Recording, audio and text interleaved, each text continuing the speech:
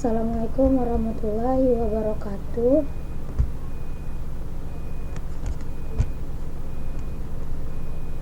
Nama saya Nini Pralabaika, NPM 19110278. Saya dari kelas TP 1905. Saya di sini akan menjawab tugas online tentang sistem operasi dalam mata kuliah arsitektur dan organisasi komputer. Saya akan menjawab soalnya. Pertama itu, jelaskan pengertian dari sistem operasi. Sistem operasi adalah sekumpulan perangkat lunak yang berada di antara program, aplikasi, dan perangkat keras.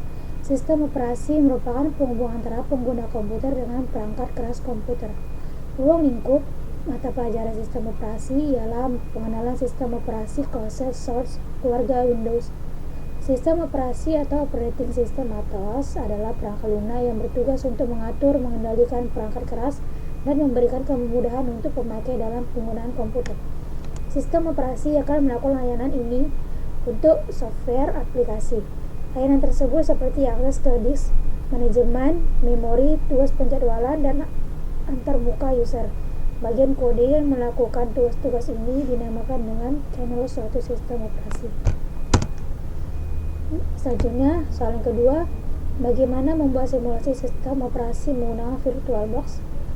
Dalam membuat simulasi sistem operasi menggunakan VirtualBox pertama dapat diartikan adalah salah satu software atau aplikasi emulator yang bisa digunakan untuk membuat sistem operasi virtual dalam penggunaan komputer, atau bisa disebut dengan PC atau laptop.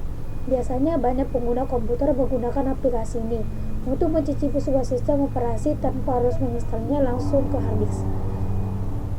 Nah, hal ini dapat menghindari kerusakan maupun kehilangan data dalam hard disk. Karena jika kita menginstal sistem operasi baru, maka akan bergandeng dengan sistem operasi lama. Yang harus dilakukan terutama sekali pembagian partisi. Partisi itu yang bisa menimbulkan efek samping kehilangan data.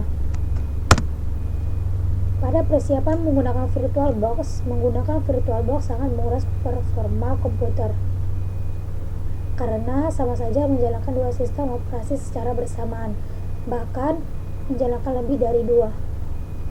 Proses yang mempunyai juga dengan RAM dan hard disk yang memiliki ruang banyak perlu untuk disediakan.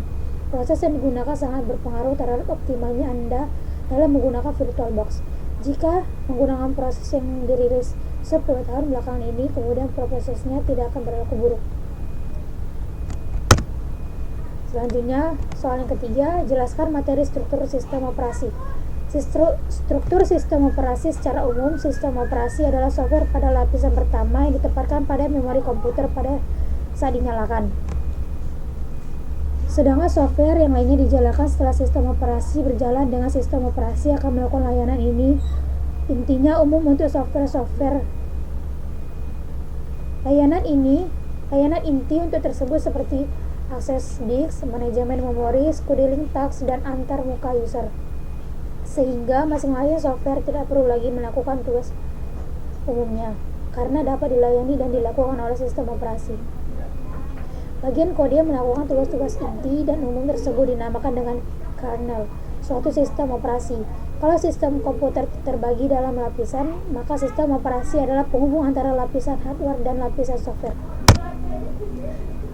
Sistem operasi melakukan semua tugas-tugas penting dalam sebuah komputer dan menjamin aplikasi-aplikasi berbeda dapat berjalan secara bersamaan dengan lancar. Sistem operasi menjamin aplikasi software lainnya dapat menggunakan memori, melakukan input dan output. Apabila beberapa aplikasi berjalan secara bersamaan, maka sistem operasi mengatur schedule yang tepat sehingga sedapat mungkin semua proses berjalan mendapatkan waktu cukup menggunakan proses CPU serta tidak saling mengganggu. Nah, di sini ada struktur sistem operasi. Yang pertama itu struktur sederhana atau sistem monolitik. Yang kedua itu sistem berlapis atau layered system. Ketiga itu kernel mikro, modular atau modules. Yang keempat itu mesin maya atau virtual machine. Yang kelima itu client service model, sistem berorientasi objek. Yang keempat, jelaskan materi proses. Pada materi proses, suatu diskusi mengenai sistem operasi, yaitu bahwa ada sebuah pertanyaan mengenai untuk menyebut semua aktivitas CPU. Pada materi proses ini dapat bertugas dalam pekerjaan-pekerjaan bahkan pada sistem tunggal seperti Microsoft Windows dan Macintosh OS. Dalam penggunaannya dapat dilakukan hanya satu program pada waktu sistem operasi perlu untuk mendukung aktivitas program internalnya sendiri, seperti manajemen memori. Dalam banyak hal, seluruh aktivitas ini adalah serupa, maka kita menyebut seluruh program itu proses atau proses. Yang kelima itu jelaskan materi deadlock dan starvation. Yang pertama itu kita bahas tentang deadlock. Deadlock itu adalah suatu kondisi di mana dua proses atau lebih saling menunggu proses lain untuk melepas resource yang sedang dipakai.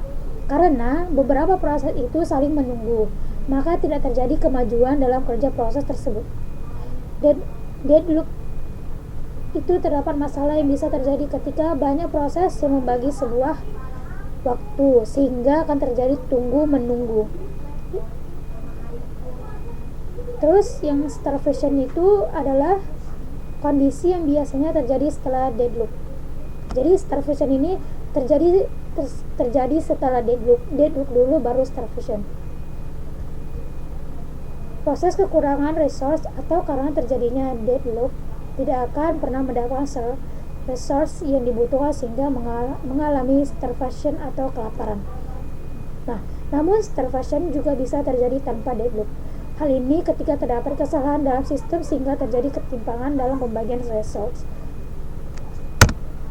Terus yang selanjutnya itu soal yang keenam, jelaskan materi manajemen memori. Manajemen memori atau memory manager adalah salah satu bagian sistem operasi yang mempengaruhi dalam menentukan proses mana yang diletak pada antrian. Manajemen memori DOS merupakan mekanisme pengaturan memori pada sistem operasi DOS. Sistem operasi berjalan dalam modus real dengan arsitektur berbaris prosesor Intel x86. Dalam modus real hanya 20 bit. Pertama, dari bus alamat yang akan digunakan oleh sistem operasi untuk mengakses memori, sehingga menjadikan jumlah memori yang dapat diakses hanya mencapai 220 sama dengan 1486 bytes atau 1 MB saja, dari yang seharusnya 32 bit atau 40 bit pada proses modern. Di sini ada beberapa macam jenis memori, diantaranya pertama itu memori kerja atau ROM, EEPROM atau EEPROM. Terus RAM atau cache memory. Terus ada memori dukung, floppy, hard disk, CD dan lain-lain.